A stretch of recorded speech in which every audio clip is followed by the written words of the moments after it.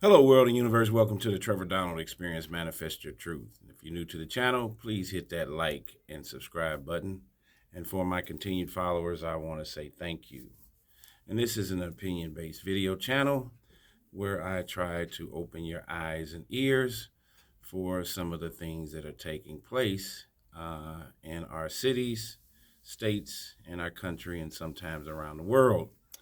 And for my listeners, I am originally from Chicago and St. Louis. Spent time in both, being raised. And this one is coming straight out of Chicago, and we have to talk about these new laxed and liberal laws that are taking place and allowing people to get out of jail and or not get arrested very easily.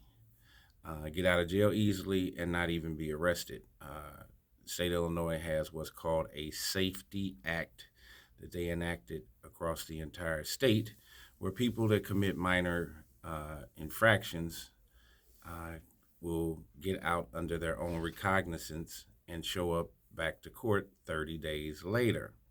And we know what the no show, no call will be like if a person is arrested and then they're going to voluntarily come back to see if they're going to get sentenced to jail time or probation, where a lot of them are not going to show up, especially if they have a criminal-minded spirit.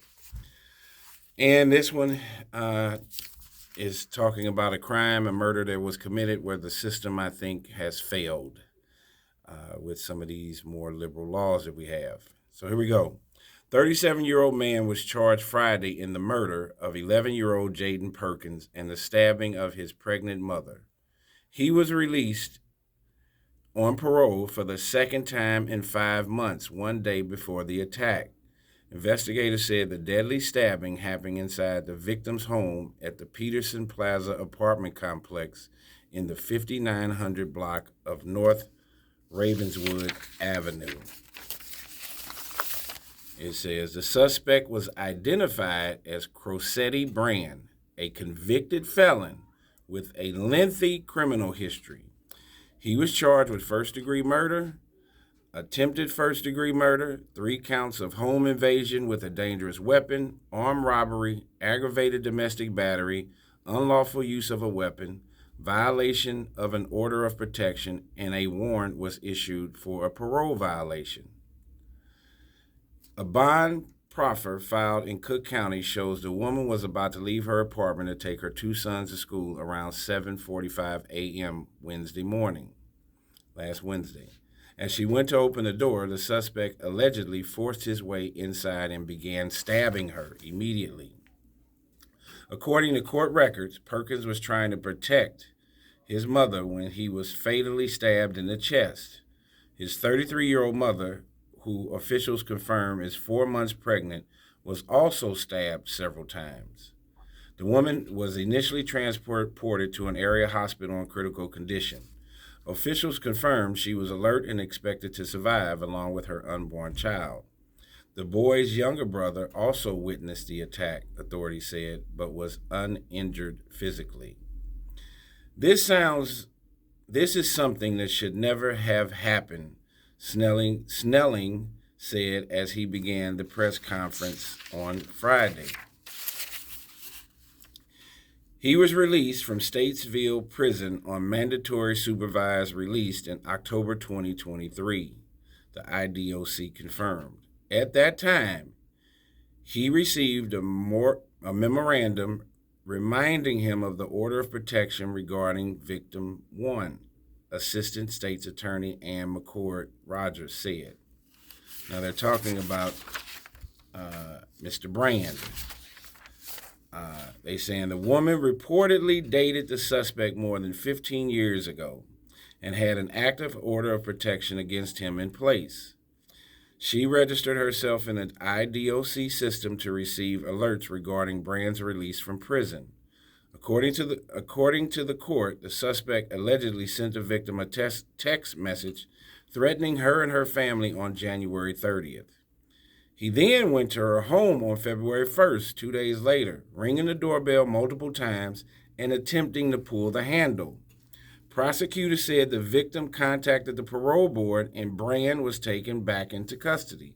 only to be released on parole weeks later on March 12th, one day before the deadly attack. So follow the timeline. According to a request for an emergency order of protection filed on February 21st, the victim wrote that Brand sent me several text messages saying he would kill me and my family. He would wait outside my house and shoot me. I have pictures. This is what the mother said that got stabbed. During Brand's sentencing in that case, he was served with an order of protection that listed the victim and her mother as protected parties, prosecutors said. When he was served with this order of protection, he ripped it up in front of the judge in open court, McCord Rogers said. Brand also has several other felony and misdemeanor convictions, including a 2009 non-domestic related case involving possession of a stolen motor vehicle, where he was sentenced to 4 years in the IDOC, and a 2005 battery case where he served for 10 days in county jail, records show. This is someone who should not have been on the streets, Snelling said. According to the proffer filed in the deadly stabbing, Brand was captured on surveillance video several times, both near the crime scene and on the CTA cameras, leaving after his alleged involvement in the attack. Several other items were recovered with a red blood-like substance on them, including a knife, clothing, and a cell phone belonging to the victim, prosecutors said. Results of forensic testing on those items is pending. On Friday night, family and friends of the 11-year-old boy gathered at the apartment complex where this all happened. They said they are going to miss Jaden immensely. The child was in 6th grade at Pierce School of International Studies. It goes on to say that he sees when people need help or when they are feeling down, and he helps them. He comes up to them and he says, "Hey, here's this, here's that." Says a joke to try to make them laugh, friend Mason Ham said. Perkins loved to dance and perform. He starred in school productions and was the narrator in last year's Dr. Seuss play. This year, he was scheduled to be Nemo in Finding Nemo. Friends said they're considering rewriting the script so it honors him. Brand was ordered detained by a judge and is due back in court on April the 3rd. During the hearing, emotions ran high among family members of Perkins as Brand entered the courtroom. Several people were removed. Jaden was a bright light in his community. We grieve alongside his family and community as we reckon with this unthinkable loss. We pray for Jaden's mother's recovery. We will never forget Jaden, who was taken from us much too soon. May God rest his soul in eternal peace.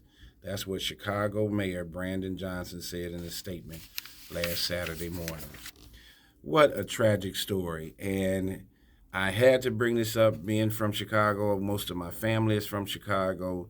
And here again, I talk about it in many of my videos. And Chicago is one of the main precipitators and nemesis of enacting these liberal laws. As I told you, the SAFE-T Act, everyone should look that up, where people are not being detained or incarcerated after an arrest for minor crimes. How do you define what's minor?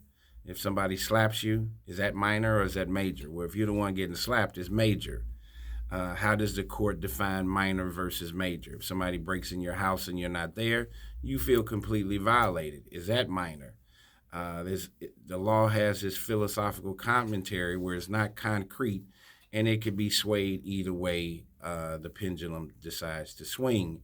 And there are way too many people that are committing crimes, shoplifting, looting, burglaries, property damage, and they are getting a notice, and then they can come back under their own recognizance at their later court hearing. And of course, many people are not going to show up.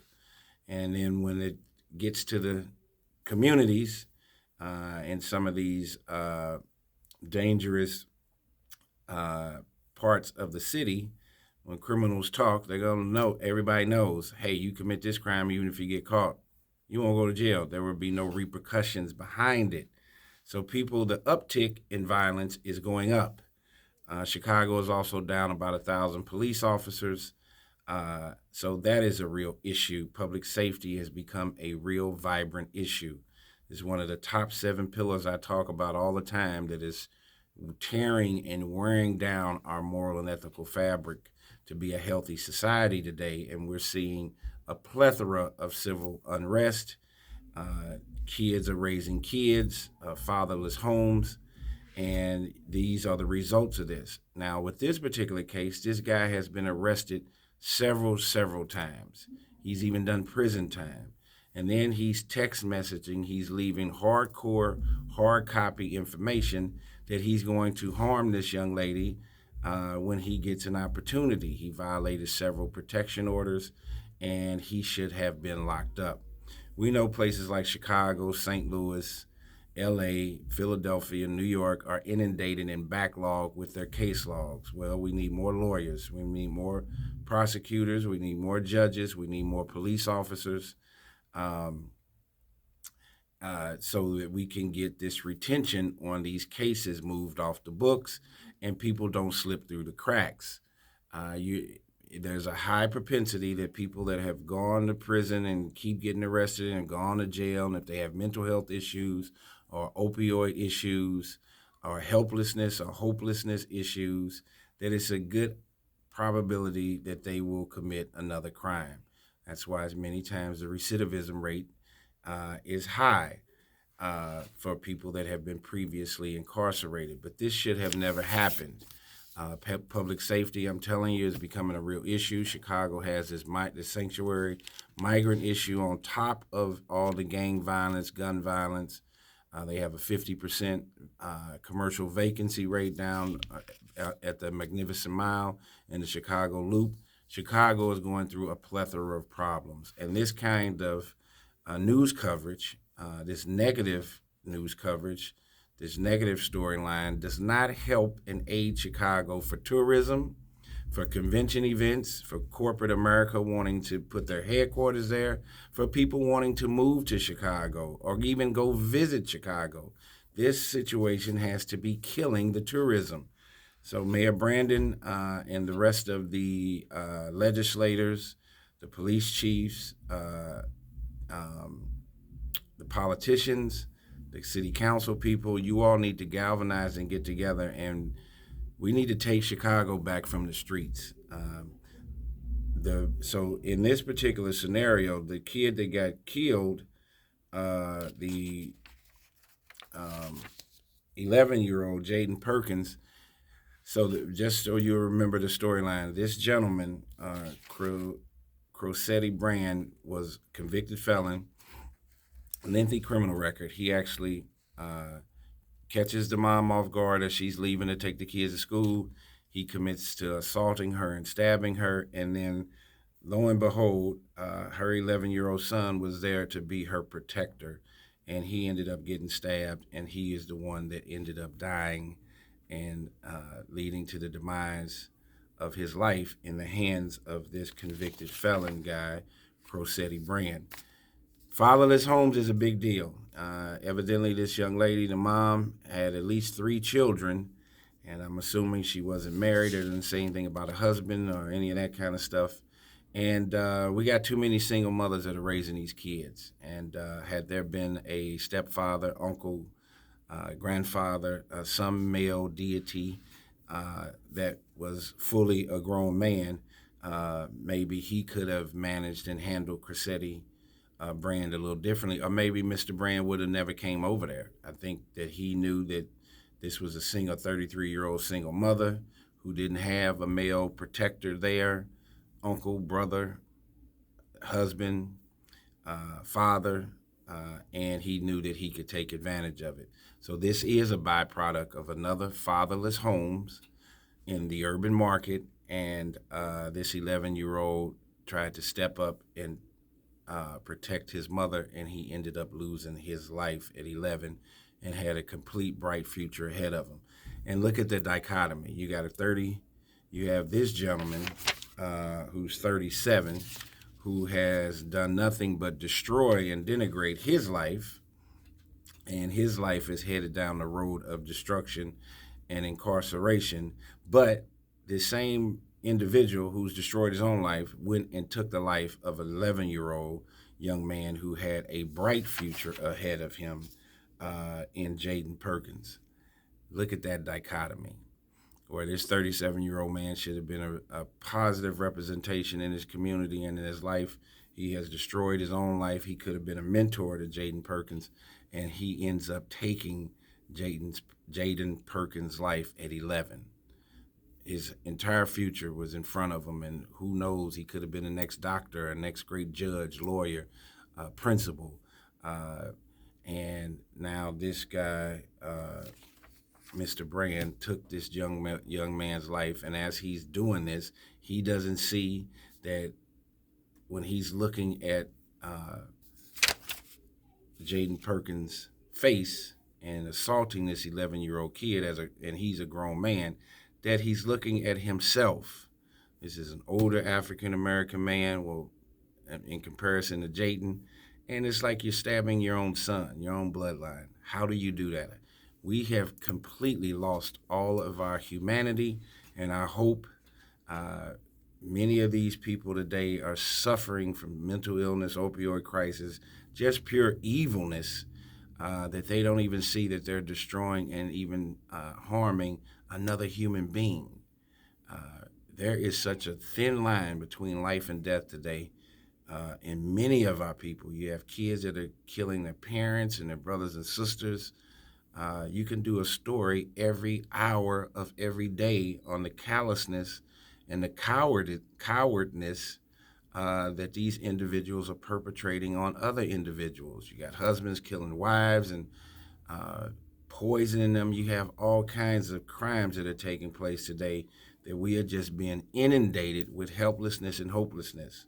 And this gentleman should never have been out. The Chicago state legal system failed this young lady and her family, and now she is due to have another child as a single mother. She's pregnant, and this is going to be, you talk about PTSD at its finest.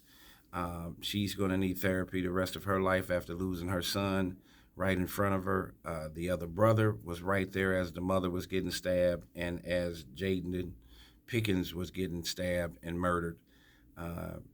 This is PTSD at its best. This is going to change the neighborhood. It's going to change Jaden Perkins' family's narrative for the rest of their lives to have such a heinous crime take place. And of course, this gentleman now, Crosetti Brand, will hopefully be locked up for the rest of his life, and let him try to commit these murders and crimes against grown men right there in the penitentiary in the state of Illinois, which is full of mean and evil gangbangers and folks that can't wait to fight and shank each other. He can go on a shanking spree in the Illinois State Penitentiary. Hopefully he won't. I'm not advocating that, but I'm just saying that they have a place for him after taking the life of this 11-year-old and trying to kill Jaden's 33-year-old mother who is pregnant. She's supposed to be okay, and her unborn child is supposed to be okay. Tell me what you think about this story. This is straight out of Chicago, out of Edgewood,